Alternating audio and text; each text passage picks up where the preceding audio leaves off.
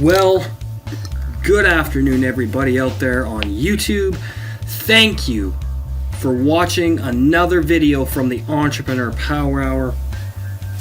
I'm the co-host and the CEO of the Entrepreneur Power Hour, Chris Peters. And I wanted to shoot another video from my lovely studio, which I'm so proud to have here in my home. Really awesome. We're thinking of switching our backgrounds up. I'm going to look up keying out the green screen. However, I do love the green screen, but I have a black one I want to start using as well as learning how to key out the green screen, like I said, and add some background stuff, images, maybe even some videos playing behind me, something cool like that.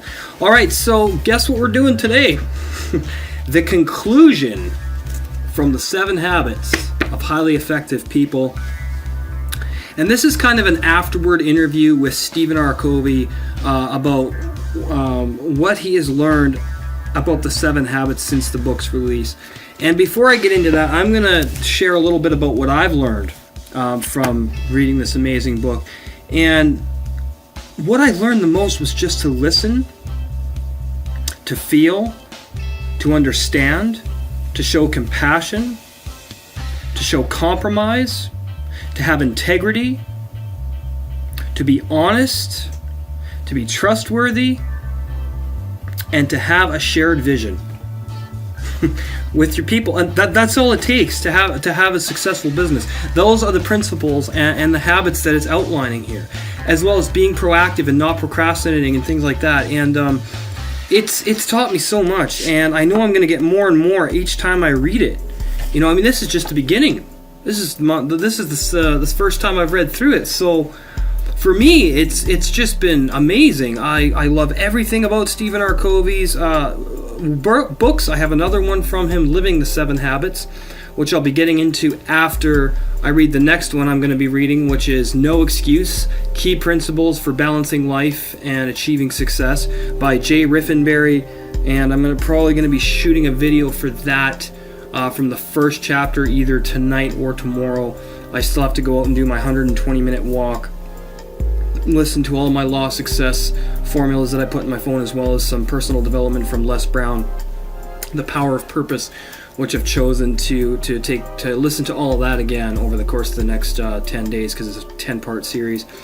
But I listen to about 2 audios a day while I do my walks and stuff. But getting back to the 7 Habits, this all makes so much sense to me. And if you're going to become a person of success, it doesn't mean just money, it doesn't mean just possessions, it doesn't mean just a successful business. This book covers becoming an effective person in every aspect of your life. Now, that could be a friendship, that could be a relationship, that could be a business partnership, that could be brother, sister, father, mother, daughter, father, son. All the social dynamics of human interaction, even with strangers. You know, and a lot of kids in America and Canada are taught, don't talk to strangers. That should never be taught. Because in Mexico, kids are taught to go out and talk to strangers because they could help the family, could help the business, talk to that man, make friends with that man, make friends with that woman. It will help our business, and it'll increase our customer business relationships. Funny how that works. You know how Mexico has such a different paradigm going on.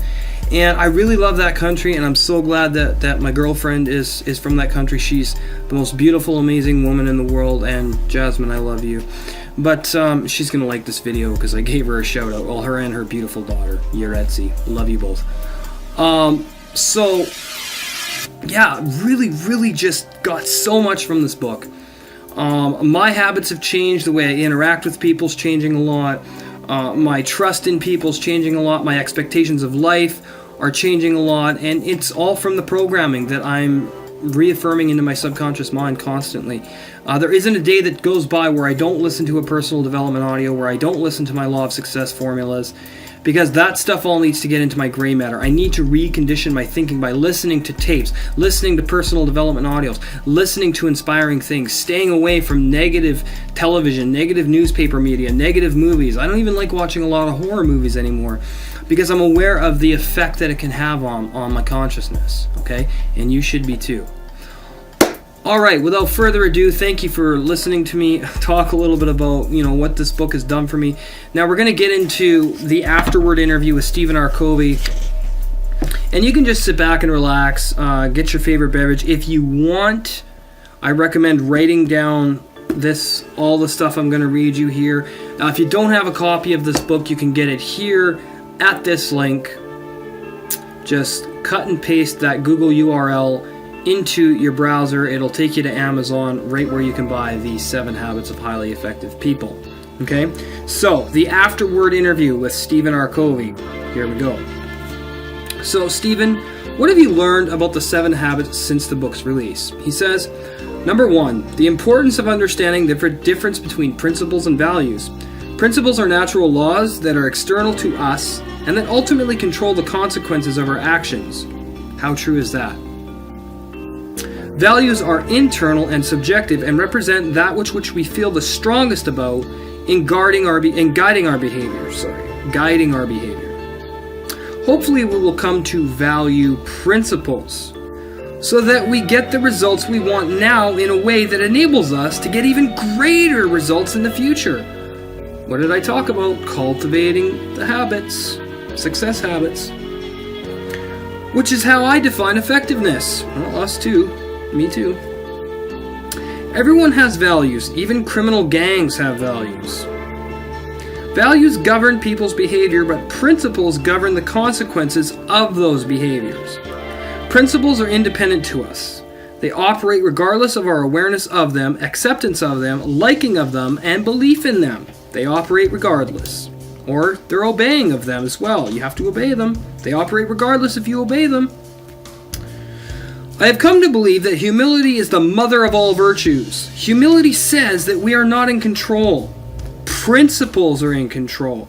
Therefore, we submit ourselves to our principles. And so we should. Absolutely. Pride says that we are in control, and since our values govern our behavior, we can simply do life our way.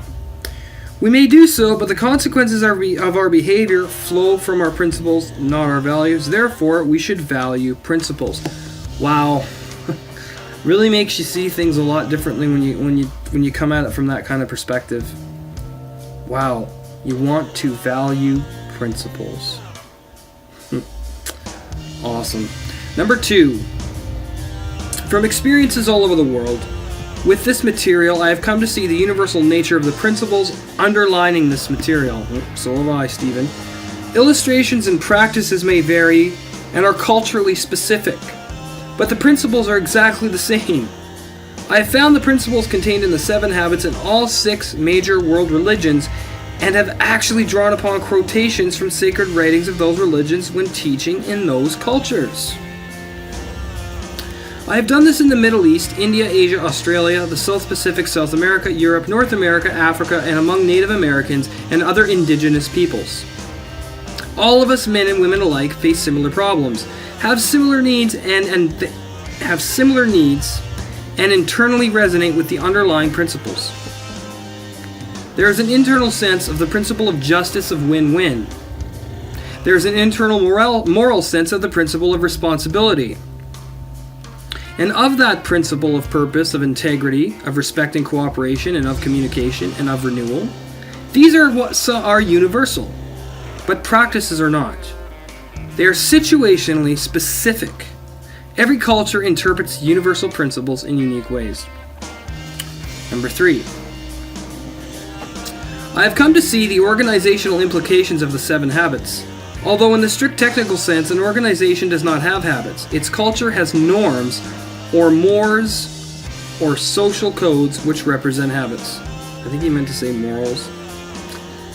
An organization also has established systems, processes, and procedures. These represent habits. In fact, in the last analysis, all behavior is personal. It is individual, even though it is often part of a collective behavior in the form of decisions made by management regarding structure and systems, processes, and practices. We have worked with thousands of organizations in most every industry and profession,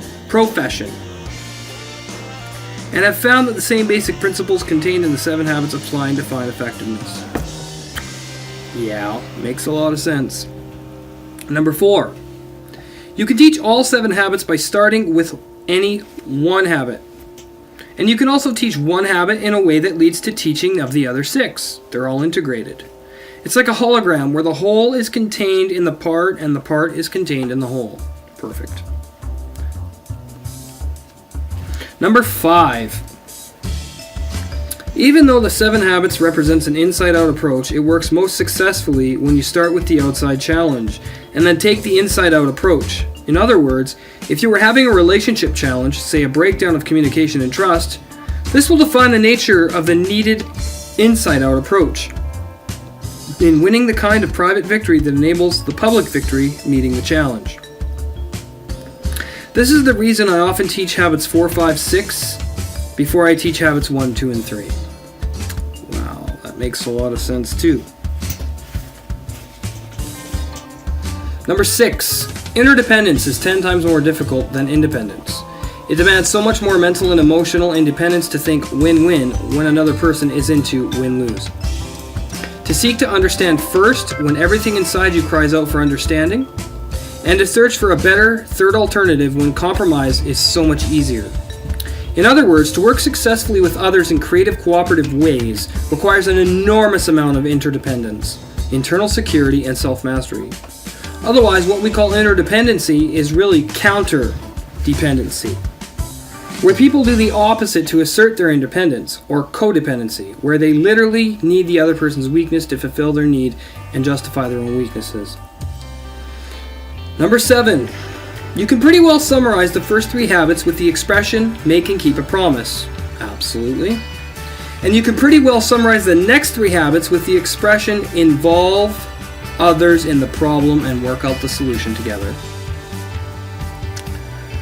Number 8. The 7 habits represent a new language, even though there are fewer than a dozen unique words or phrases. This new language becomes a code, a shortened way of saying a great deal. When you say to another, was that a deposit or a withdrawal? Is that reactive or proactive? Is that synergistic or compromise? Is that win-win or win-lose? Is that putting things first or second things first? Is that beginning with the means in mind or the end in mind? I've seen entire cultures transformed by a wide understanding of and commitment to the principles and concepts symbolized by these very special code words. Number 9. Integrity is a higher value than loyalty. I agree. Or better put, integrity is the highest form of loyalty because integrity means being integrated or centered on principles, not on people, organizations, or even family. You will find that the root of most issues that people are dealing with is it popular, acceptable, or is it right? When we prioritize being loyal to a person or a group over doing what we feel to be right, we lose our integrity. We may temporarily gain popularity or build loyalty, but downstream, this loss of integrity will undermine even those relationships. It's like bad-mouthing someone behind their back. The person you are temporarily united with through bad-mouthing someone else knows you would bad-mouth them under different pressures and circumstances. In a sense, the first 3 habits represent integrity and the next 3 loyalty. I agree. But they are totally interwoven. Oftentimes, integrity produces loyalty and loyalty produces integrity. If you attempt to reverse them and go for loyalty first, you will find yourself temporizing and compromising integrity. It's better to be trusted than to be liked. Ultimately, trust and respect will generally produce love. Number 10. Living the 7 habits is a constant struggle for everybody. Everyone fails from time to time on each of the 7, and sometimes all 7 simultaneously. They really are simple to understand, but difficult to consistently practice. They are common sense, but what is common sense is not always common practice. So, awesome. What a great insight into this book. And that pretty much sums it up. The first 3 chapters are about integrity. The next 3 chapters are about loyalty. The next 3 habits. So, I mean, it really makes a lot of sense. It really means a lot to me, and I really feel that all the things he said in here are absolutely accurate as to what this book can do for you, what it can produce for your life. But again, reading it and doing it are two different things. So commit yourself to this. Commit yourself to the process of developing integrity, and you'll get loyalty. Okay? So yeah, the first 3 chapters, are integrity. The last 3 are loyalty, or habits, Really recommend you guys getting this book. And I hope you enjoyed the video today. I am going to be moving on to the next book, like I said. No Excuses, Key Principles to Balancing Life and Achieving Success. And join us tonight live on the Entrepreneur Power Hour, our Tuesday night show. We're going to be talking about Side Hustler's Life, 5 ways to make it work. I made a prelude video for it on Sunday. You can subscribe to our YouTube channel. Actually, please do so. We love you. We need your support. And if you're an entrepreneur, we definitely want to collaborate with you, get you on the show, get you some exposure, help you with your videos. Whatever services you need, we can provide for you at a price, of course. This is Chris Peters, the co-host, the co-CEO, and have fun out there. Help people. Inspire them to read books like this. Practice what this book is instructing you to do. Apply these 7 habits, and you will have a great life and never be without the right people. Take care of yourselves. We'll see you tonight. Bye-bye.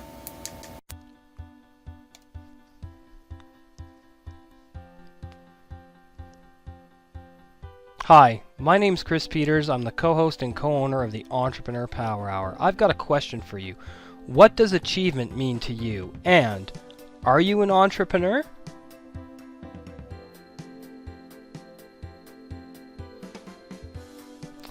Now, some of you may be asking, what is an entrepreneur? And I will answer you like this, okay? An entrepreneur is the person who will, instead of playing video games, will plan their day and work on each and every task until it's completed.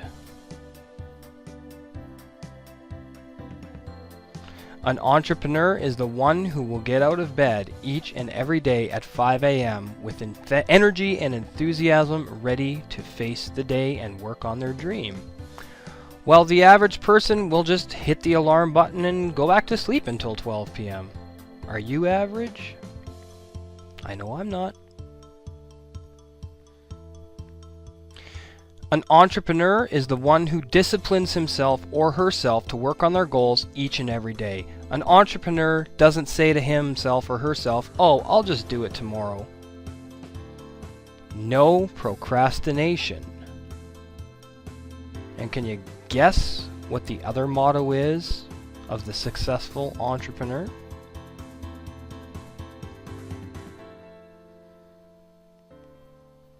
That's right, you guessed it.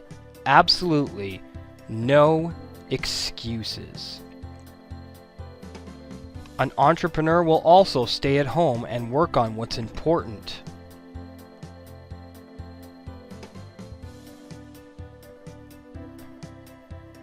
Instead of going out with friends and drinking themselves silly and partying all night. Now, while this is okay from time to time, it's important to remember that we have to stay focused, we have to stay productive if we're going to manifest what we truly desire.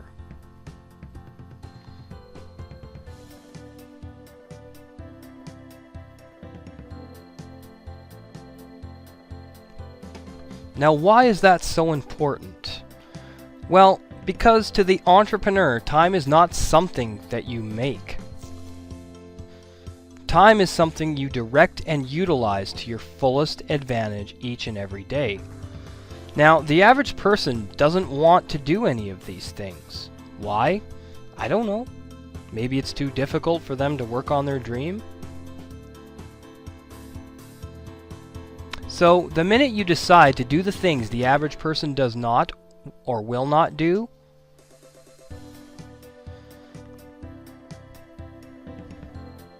guess what? You have just decided to be successful. Create a daily action plan each and every single day.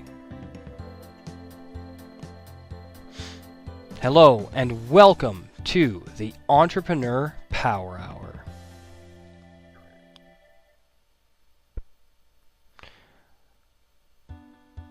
This Saturday night, February 11th, we are continuing on our personal development series, Acres of Diamonds, Part 2 by Mr. Earl Nightingale.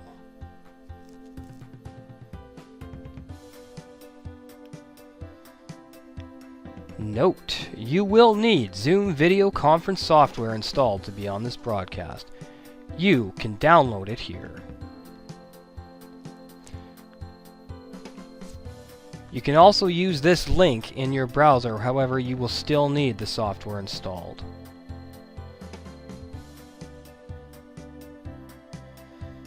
And hey, while you're at it, please give us a like, comment, and subscribe to our YouTube channel, because we love you and we need your support. We will do the same for you.